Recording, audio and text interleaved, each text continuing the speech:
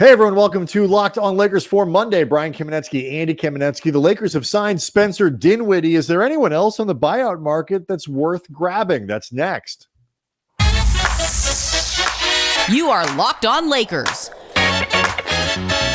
your daily Los Angeles Lakers podcast. Part of the Locked on Podcast Network, your team every day.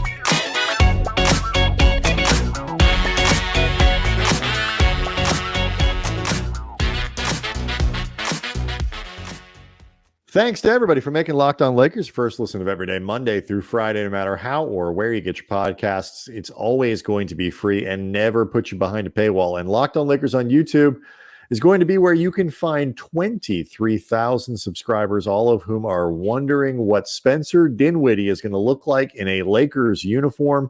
The Lakers officially signed the former Nets, former Mavs, former... a few teams now. He had a brief, I believe he had a brief period with the Pistons, like a cup of coffee with the Pistons. He wasn't playing much. Detroit, Brooklyn, Washington, Dallas. Brooklyn. Right. Washington, where he openly, yeah, I was going to say he openly feuded with Kyle Kuzma.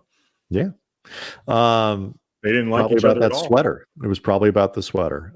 So it is a big move for the Lakers. They announced it over the weekend. They signed him with the remainder of their mid-level exception, which they had a little bit extra. This was a good move by management by reserving some back with the Gabe Vincent signing. That gave them a little more money to give to Dinwiddie, who was, no question, the best name on the buyout market. He is or guys who are expected to eventually reach the buyout market. With, I guess, perhaps you could argue Kyle Lowry, but that was a foregone conclusion that were he to be released, and he was, and once he clears waivers, he's going to Philly, and that was a done deal. So it's a big move for the Lakers. Like, they were silent at the trade deadline. They did not make any moves, but then they turn around very quickly and acquire Spencer Dinwiddie. Your thoughts, because talented player, they add him to the roster. The fit isn't exactly something that fills all the needs that the Lakers have. That's actually a good way of putting it, because I don't think he's a bad fit for the Lakers. I actually think the fit in a vacuum is fine. And, especially with Gabe Vincent's return TBD, if at all, and to whatever degree you even want Max Christie handling the ball, we're not sure how long he's going to be sidelined with that ankle injury. To the best of my knowledge, there's been no update from the Lakers. To whatever degree you're comfortable with anybody else as ball handlers, the Lakers are short some, so they can use Dinwiddie's skill set. That being said, I would say if you were looking to address issues like in terms of, I don't know, most pressing needs, ball handling guard wouldn't be at the top of the need list. I would say like 3-and-D wing skill set, or like even like 3/4, those type of defenders. Depending on how much you truly trust Jackson Hayes as a backup, maybe another option there. But I think in and of himself, Dinwiddie can actually provide some utility for this team. And I don't see any reason that he can't play a role. It's just a question of whether or not he would have been more helpful than, say, Dorian Finney-Smith. But right. And, would you have been better off? And I think these are things that are independent of each other. Like, the Lakers didn't make a move at the deadline. I don't think it was because they expected to acquire Spencer Dinwiddie. The one doesn't necessarily have to do anything with the other. It's funny, because Dinwiddie is a guy who, in some ways, he has very obvious flaws. He has tended to be a low efficiency scorer. As a guy who can play, he can certainly put the ball in the basket, but he has been a low efficiency guy. Has had moments of pretty good 3-point shooting and moments of very poor 3-point shooting. He's a career 33% shooter from distance. This year in Brooklyn, he's been awful in reasonable volume, almost 6 a game, shooting 32%. Last year in Brooklyn, he was under 30%, but in Dallas, for the Dallas stretch last year, he was over 40. So there have been moments, it really seems a lot of, depending on how much he's engaged in any particular season, the variance in his performance is so wide that I think you do have to chalk up some of these things less to luck and more to how much does Spencer Dinwiddie give a bleep in any given situation. And you would think that coming to this one off of that losing situation in Brooklyn, play with LeBron, play with AD, play back with D'Lo, who apparently has a pretty good relationship with, would be a place where he was engaged. So I would expect at least, Andy, the numbers, like the raw shooting numbers and things like that, to go up over where they were relative to Brooklyn. Well, especially if, the hypothesis that engagement played a big role in this, then yeah, you would expect him to be more locked in. Also, it is by definition, since he's a buyout guy, a contract year. And Dinwiddie is 30. He's in his prime. To whatever degree he can get whatever you define as a payday, like a full mid-level exception, something like that, he's going to need to really reestablish that value. And this is going to be a very high-profile place to do it. I think I saw it was just one more point about that. The shot quality is the other thing that I would think would, playing on a better team in a winning situation with better players, the shot quality will go up, which should also lift his percentages. Sorry. Yeah, sure. No, absolutely. Lucas Kaplan, I saw for Nets Daily, he did a Q&A with Silver Screen and Roll, just getting a lay of the land of Dinwiddie since he covered that period with the Nets. And he said flat out that Dinwiddie was completely checked out this year. And, on one hand, if you want to say that that's a knock against Dinwiddie's professionalism, fine. But the flip side is he also said that if engaged, and he expects that Dinwiddie would be engaged on this team, he can be a very good player. He can be a very crafty, clever scorer. He's somebody, for example, I'm reading right now, he said he's a legitimate threat off the ball, if not necessarily a tremendous cutter and relocator, but can certainly knock down spot up threes. And while he assumes more pick and roll handling, he's quite capable of reading the low man. I know his errant lobs go viral, but he'll almost always make the right decision in pick and roll. In March and April last season, as the undisputed primary ball handler for Brooklyn, the man averaged 10.2 assists to 2.1 turnovers. That is very, very good. And Kaplan also pointed out, and this was something that I saw, I want to say Tim over at Granges McBasketball over at Lakers Exceptional podcast point out that Dinwiddie might allow Reaves to start doing a little bit less in the best possible way for Austin Reaves, where he can go back to not quite being the glue guy where he excelled last year, but a little bit closer to that role where he isn't overburdened in the asks beyond what he's capable of doing. Right. It's interesting. We'll talk about this a little bit more after the break. And by the way, we're going to put together our own scouting report for Tuesday with Adam Armbrecht from Locked On Nets, who's been on the show a couple times and always a great guest. So we'll get a much more detailed scouting report than even what we're doing right here on Dinwiddie for tomorrow. That's the plan. But what I think is fascinating about this signing, and I'm sort of agnostic, I guess is a word for Dinwiddie, but I think there are some quiet and subtle ways that while he doesn't fill in gaps, like he's not a great defender, for example, he could allow the Lakers to lean into strengths that will help them in ways that could kind of help the overall product. So I'll explain what I mean by that next. Locked On Lakers is brought to you by LinkedIn. And when you're hiring for your small business, you want to find quality professionals who are right for the role. And that's why you have to check out LinkedIn Jobs. LinkedIn Jobs has the tools to help you find the right professionals for your team faster and for free. And it's not just another job board. LinkedIn has a vast network of over 1 billion professionals, which makes it the best place to hire. It gives you access to professionals you can't find anywhere else. LinkedIn does all that while making the job process intuitive and easy. Hiring is simple when you have that many quality candidates. In fact, it's so easy. 86% of small businesses get a qualified candidate within 24 hours. Think about that. Finding who you need the first time around within a day, it gives you that much more time to focus on the big picture goals for your business in 2024. LinkedIn even just launched a feature that helps you write job descriptions, making the process easier and quicker. 2.5 million small businesses use LinkedIn for hiring. So post your job at linkedin.com/LockedOnNBA for free. That's linkedin.com/LockedOnNBA to post your job for free. Terms and conditions apply.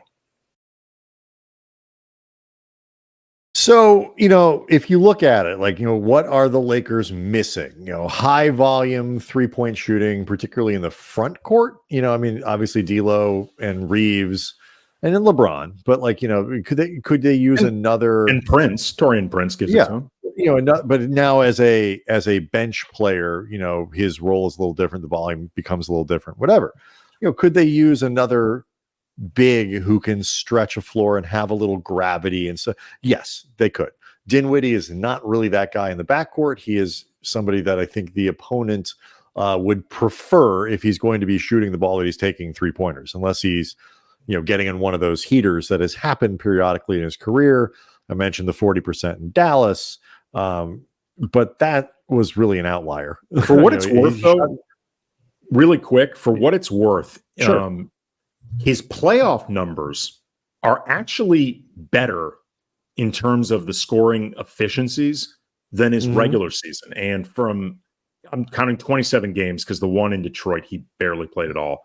But 27 other playoff games, he averaged about 40% from behind the arc on almost 5 threes a game and shot about, a little, still not incredible efficiency overall, but it was better.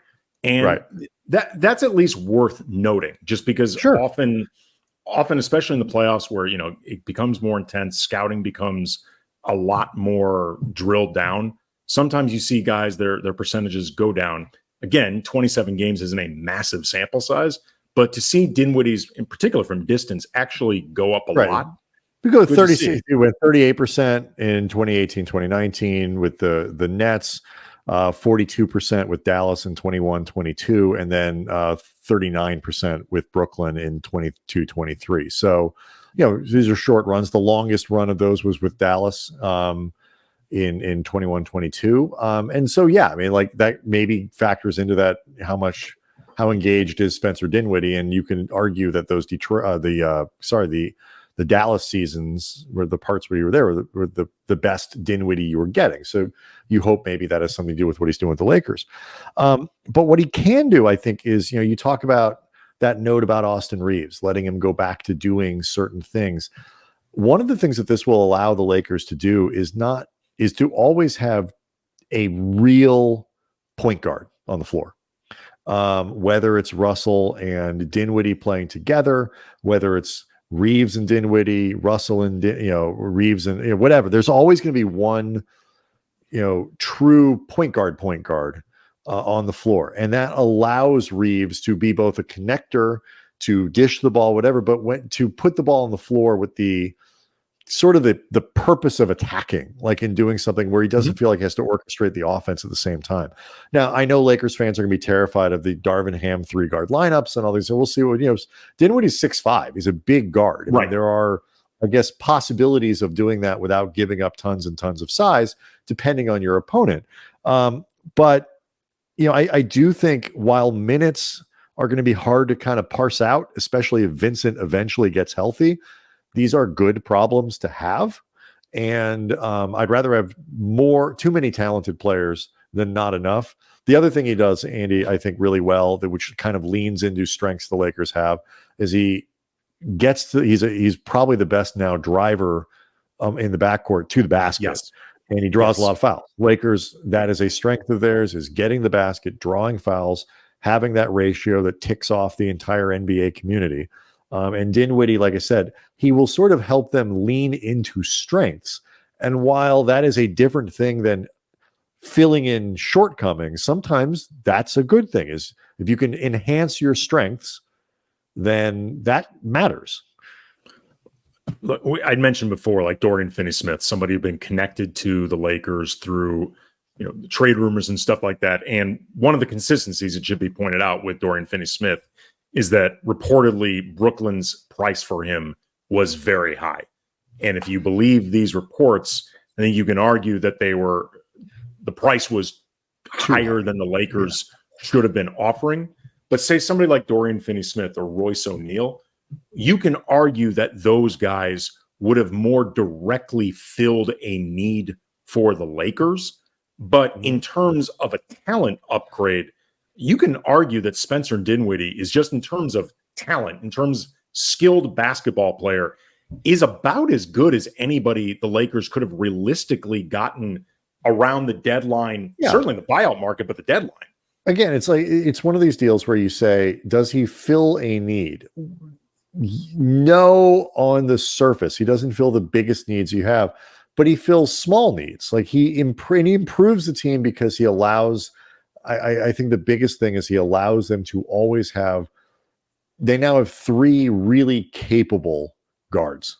D'Lo is playing fantastic ball. Reaves has quietly, I think, overcome that early slump and has generally, I think, played very, even if it hasn't made the leap, that's a real conversation, but his play has been good. It's just, it's very much like what we were seeing last year in those, good Reaves moments. And now you add Dinwiddie to that, and it's going to take a second to figure out what it looks like and how the minutes are distributed and what the combinations are. But again, these are good problems to have. The other question I think you kicked to me before we started, we were kind of planning out the show, is there are other names out there on the buyout market that the Lakers could go after. And whether or not it is worth dropping a player, because they'd have to cut someone, whether that's Maxwell Lewis or Reddish or Wood or Hayes, they'd have to cut someone. Is there anybody out there you think is worth it? Well, here are some of the names that are either officially waived or are expected to be on that market pretty soon. Marcus Morris, Joe Harris, Killian Hayes, Robin Lopez, Victor Oladipo, Gallinari, Korkmaz, Corey Joseph, Daniel House, Thad Young. I don't think there's anybody that I'm missing or that's glaring out there that I'm missing that's expected to be bought out anytime soon. There are a couple that I think you could make an argument would be worth cutting a current Laker for, and explain who I think some of those names are coming up next. Locked On Lakers is brought to you by Nissan. And are you the kind of driver who likes to push things a little bit further? Ever wonder what adventure could be around the next corner? Our friends at Nissan have a lineup of SUVs with the capabilities to take your adventure to the next level. The 2024 Nissan Rogue, it's perfect for city drives, for great escapes. The class exclusive Google built-in is your always updating assistant to call on for almost anything. And gone are the days of connecting your phone. Google Assistant, Google Maps, Google Play Store, they're built right into the 12.3-inch HD touchscreen infotainment center. And that's a very big screen, easy to read. The 2024 Rogue, perfect mid-size crossover for your next adventure. And Nissan's incredible lineup also includes the 2024 Pathfinder. It has room up to 8, an expansive cargo capacity, advanced available 4x4 capability, and with 284 horsepower and up to 6,000 pounds of towing. I looked it up. It's basically the weight of a small elephant. So that is a lot that you can tow. Lot of capability right there. Take the Nissan Rogue, the Nissan Pathfinder, and the Nissan Armada and go on your next adventure. Shop NissanUSA.com. So typically, Andy, the Lakers don't cut players. They don't eat money in any situation here. But they would have to do that for any of the players you listed. Yeah. And along those lines, the only guys that I could see making an argument cutting, I would say would either have to be Maxwell Lewis, just because the odds of him doing anything this season, much less in the playoffs, are very, very low. So as much as you might believe in him in a young prospect, a young project, if you're thinking about the now, Maxwell Lewis does not factor into the now at all. or I guess Christian Wood, because he seems to continually fall out of favor. So it would be one of those two guys. I would not cut Cam Reddish for any of the guys I'm about to mention. I would not cut Jackson Hayes for any of the guys that I'm about to mention. Reddish and Hayes, not at all. Wood, Lewis, I'd consider. The two guys that I would at least think about it for are Marcus Morris or Thad Young. Morris, for what it's worth, there's a lot of expectation that he's going to join his brother in Dallas.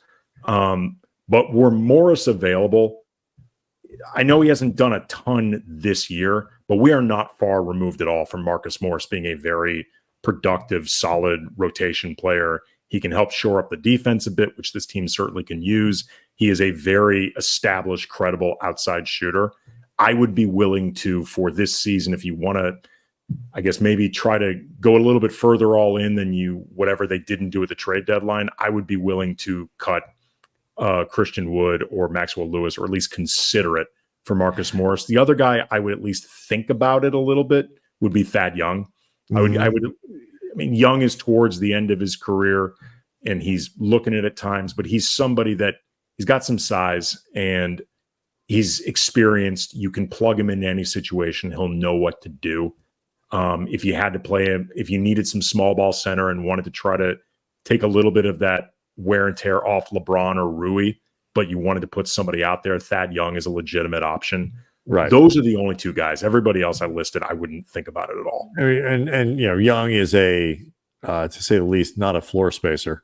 No. He is not going to, he is shooting 17% this year from three on 0.3 of a 3-pointer per game. So yeah, he's never been a good 3-point shooter. His high watermark a few years ago in Chicago, he was at about 35%.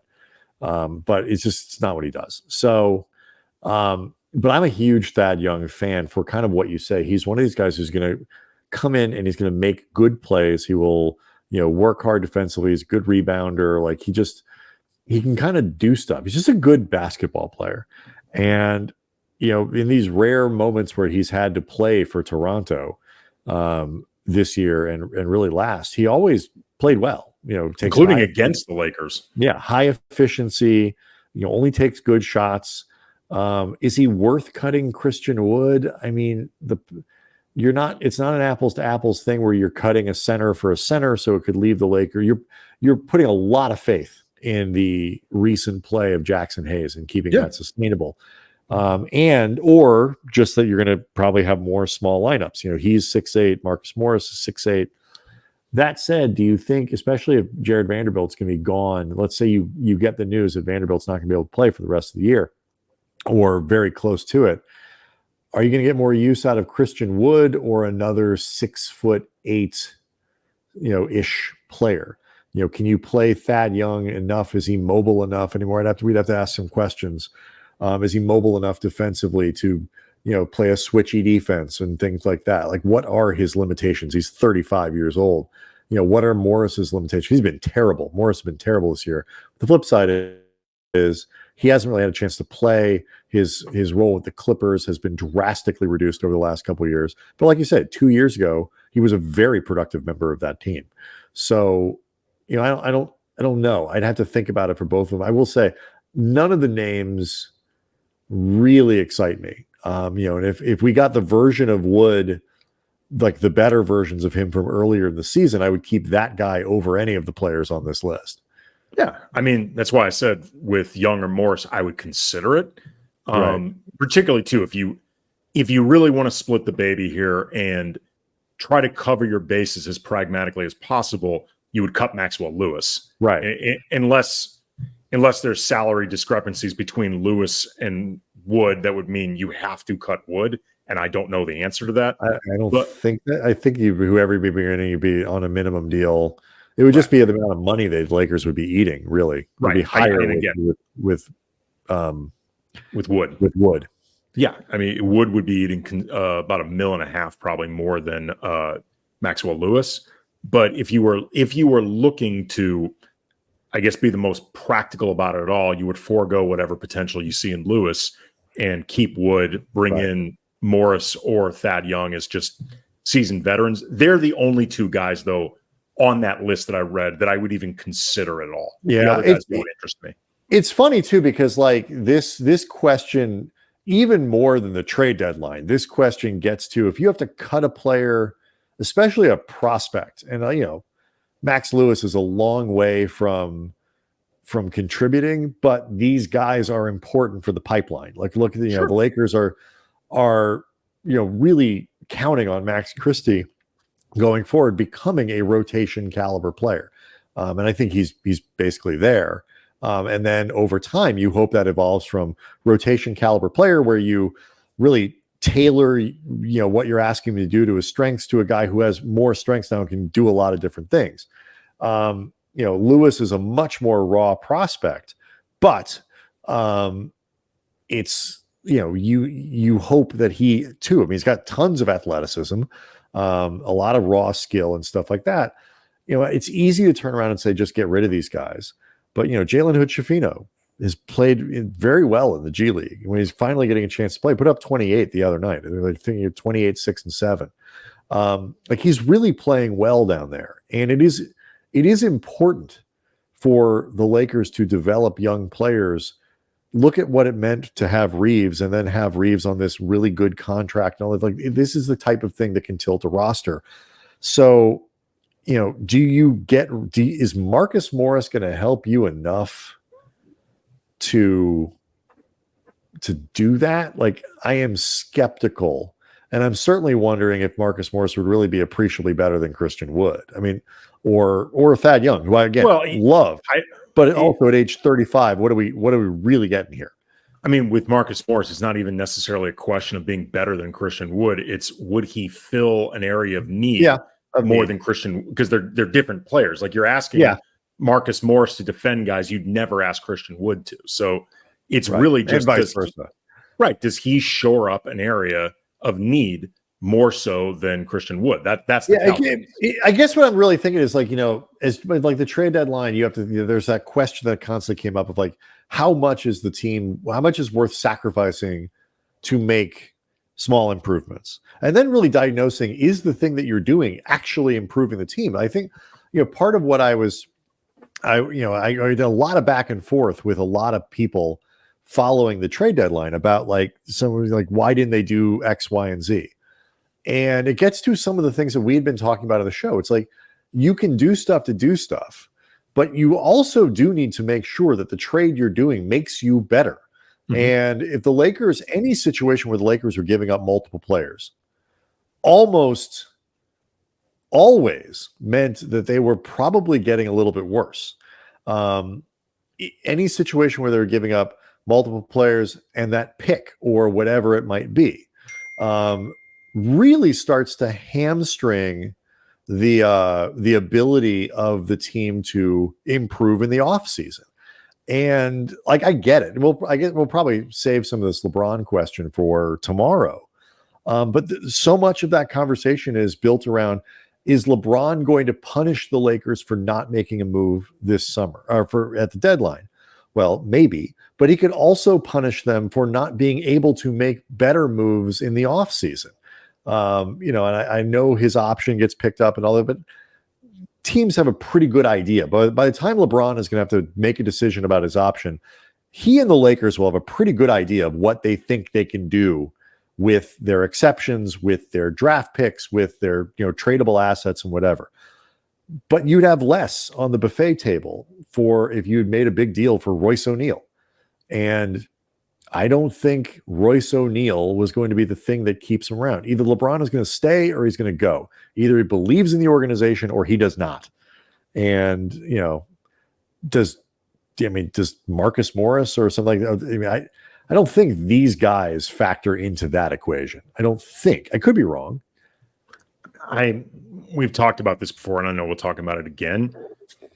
I also think I don't want to be cavalier about the idea of LeBron leaving, because it obviously matters. He's still LeBron James and still playing at a very high level, and he still can help you win. But the reality is, you're only going to be doing this for so much longer anyway. And as I've said before, building around LeBron at this stage of his career is not as practical a thing as it used to be. It's not as simple a thing as it used to be which, I mean, I guess it's never really been simple because he demands a lot. But I mean, as far as everything he brought to the table for a while as the undisputed best player in the league on both sides of the ball, you drop everything to work around that if you can, because guys like that are, forget once in a generation, they're once in many generations. But in this case, LeBron's going to be 40 next year, and this relationship will only go on so much longer anyway. So the idea of him walking this offseason, again, not saying it isn't a big deal, because it is, but it doesn't frighten me, because at some point he's going to be walking much sooner than later, regardless. Yeah, I mean, you want it to end in like a good way, where like LeBron says, you know what, this is my last season. I want to play it here, or like I want to do let's do a 1-1 one more time, but I don't think I'm going to be going much more than a couple more seasons, whatever it might be. You want it to end well, but you also can't move heaven and earth to make it happen that way. I don't think you can. I don't think you should. Yeah. Unless you think you are just right on the cusp of winning a championship. Like, and I think that there. We'll talk about it more tomorrow. But like the Lakers have quietly, through some of the controversy and through like the record over the last 12, 14 games, not bad. They're have a chance to go into the All-Star break on a pretty good note. You beat Detroit on Tuesday, and then you beat Utah on Wednesday. Those are both winnable games. And all of a sudden you're looking at something pretty positive, and you get the break. Mm-hmm. So it's way too early to give up on this team. There's no question about that, but there still is a question of resource allocation. So more to get into tomorrow on this. Again, Adam Armbrecht from Locked On Nets. We're expecting to talk to him to get a really good in-depth scouting report on Spencer Dinwiddie. So plenty to look forward to, plus all of those games this week as we get into the All-Star break. Locked On Lakers on YouTube, so we can go hang out with over 23,000 subscribers. Please add your name to that list if you haven't already. We'll see everybody tomorrow.